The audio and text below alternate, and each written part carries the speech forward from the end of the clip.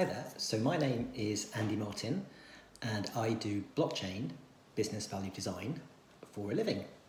So today I want to do a slightly deeper dive into something that I'm quite interested in, which is how you go from quite centralized with your private networks when you have your initial stab at blockchain, and how you can move from that centralized approach to a decentralized marketplace, which of course is the ultimate aim of a blockchain, of decentralization. So this is a chart that is in the paper that I wrote with Smitha Soman, and that both of us presented in Toronto at the Blockchain Research Institute.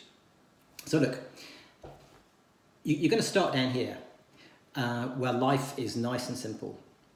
You've just got a few of your friends in your blockchain network, so you're making your value chain better than your competitor's value chain, and you're doing something like group insurance here. So we've just got the basic players, the broker, the insurer, the insured, just basically smoothing out that process. Now, the next thing you want to do in your journey is add some extra data to drive an extra value proposition. For example, if you put in an IoT device from an IoT provider, maybe you hook up with a telco, you can start to drive new types of insurance like parametric insurance. Now here, you're operating in a private differentiating network. You're making yourself better than your competitors. However, you're almost certainly going to have to move into a marketplace utility, into a co-opetition model at some point. And this is a necessary step towards the end game of the fully decentralized marketplace. So for example, let's say you want to move into risk exchange. You're going to have the at-fault insurer and the primary insurer. That only really works as a marketplace utility. You can't have 2, 3, 4, 5 of these private networks trying to do this. It only works as a utility, and you can extend that utility out with more value propositions, just as we did here, by adding in more data, as maybe you add in the reinsurer, so you can now do complex risk exchange. You can tell I'm not an insurance person because I'm looking at my crib sheet down here.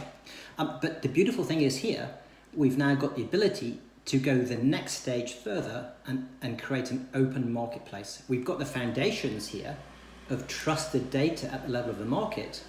So folks can now come in and innovate on top as you get a marketplace of buyers and sellers of data.